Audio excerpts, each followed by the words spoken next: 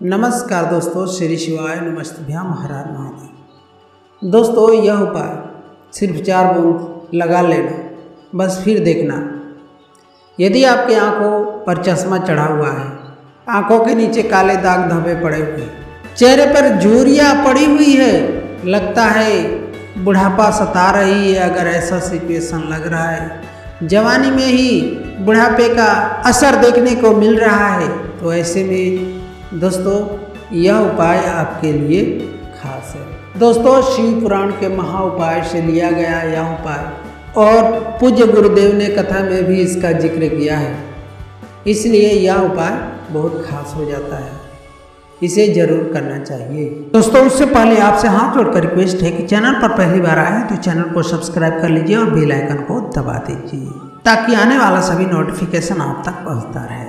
दोस्तों, इस उपाय को करने के लिए आपको बट वृक्ष के पास जाना होगा। अब यदि आप पहुंच गए बट वृक्ष के पास, तो वहां से कोई भी एक पत्ता ले लीजिए, उस एक पत्ते को बट वृक्ष के नीचे रख देना है। और साथ ही दोस्तों, आपको जरूरत होगी शहद की, उसमें आपको 1 से 2 चम्मच शहद ले सकते हैं। दोस्तों, इस उपाय को बहुत अच्छे से समझिएगा। जो बट वृक्ष होगा आपके पास, उसका पत्ता लिए हैं और उसके पत्ते पर एक कटोरी रख देना है। उस कटोरी के अंदर शहद को डाल देना है जो आप लेकर गए हो। और जो हाथ में आपको कटोरी लेना है, चाहे पत्ते पर जो कटोरी लेना है, वो किसी भी धातु का हो सकता है, लेकिन जो आप शहद लेकर गए हैं वो कटोरी या पात्र आपका तांबे का होना चाहिए। इस उपाय को करने के लिए जो आप पत्ते पर रखी कटोरी में जब शहद डालेंगे, तो वो शहद तांबे के पात्र से ही गिरना चाहिए।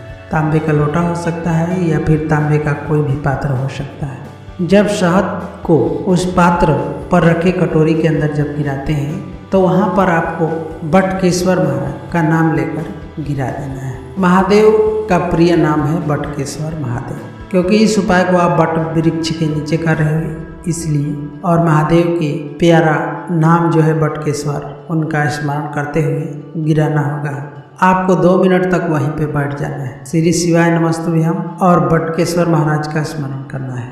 और आपको बटकेश्वर महादेव से प्रार्थना करना है कि हे महादेव, हमारे आँखों की रोशनी इसको आप किसी तरह से बढ़ा दें। कम हो गई है, हम चश्मे लगाते हैं, हमारा चश्मा उतरवा दो। हमारे आँखें के नीचे काले घेरे हो गए हैं। इस प्रकार उस पत्ते को वहीं पे छोड़ देना है और उसके पश्चात उस कटोरी को लेकर घर चले आना है। घर पहुंचने के बाद शाम के टाइम पर जब भी आप इस उपाय को करो, कोई दिक्कत नहीं है, कोई प्रॉब्लम नहीं है। इस उपाय को शाम के टाइम पे किया करना ज्यादा लाभ मिलेगा। जो आप शहद लेकर आए हो कटोरी में, वो बटकेश्वर महादेव के नाम से लेकर आए हो। इसको 2 तरीके से इस्तेमाल किया जाता है। पहला तरीका है, अगर आपके आंखों की रोशनी कम है, कमजोर हो गया है, तो उस शहद को काजल के तौर पर, जैसे काजल लगाते हैं ना आंखों में, उसी प्रकार उस शहद को लगा लेना है। और ध्यान रहे, शहद को इस प्रकार लगाना है कि आंखों के अंदर ना जाए। थोड़ी देर तक रहने देना है इसको, 5 से 10 मिनट तक। उसके बाद आप दोनों आंखों को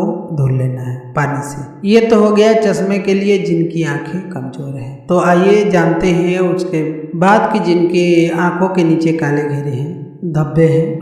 दोस्तों, उसी शहद को जो काले घेरे हैं वहाँ पे लगा देना है। आंखों के नीचे जहाँ पे काले घेरे हैं 3 से 4 दिन लगाइए। दोस्तों, यकीन मानिए, आपके जो भी काले घेरे होंगे, आँखों की रोशनी धीरे धीरे तो वापस आ जाएगी। उसके बाद इस काले घेरे को ख़त्म करना चाहते हैं तो धीरे धीरे ये भी ख़त्म हो जाएंगे। इस उपाय को करते हैं तो आपको धीरे धीरे खुद ही देखने को मिल जाएगा, फ़र्क नज़र आएगा। और आपके आँखों का चश्मा कितना लगता था और बाद में कितना हो गया, और आपकी आँखों के काले घेरे कैसे थे और आप कैसे हो गए। दोस्तों, आशा करता हूँ कि यह उपाय आपको समझ में आ गया होगा। यदि नहीं आया होगा तो कमेंट करके जरूर बताइएगा।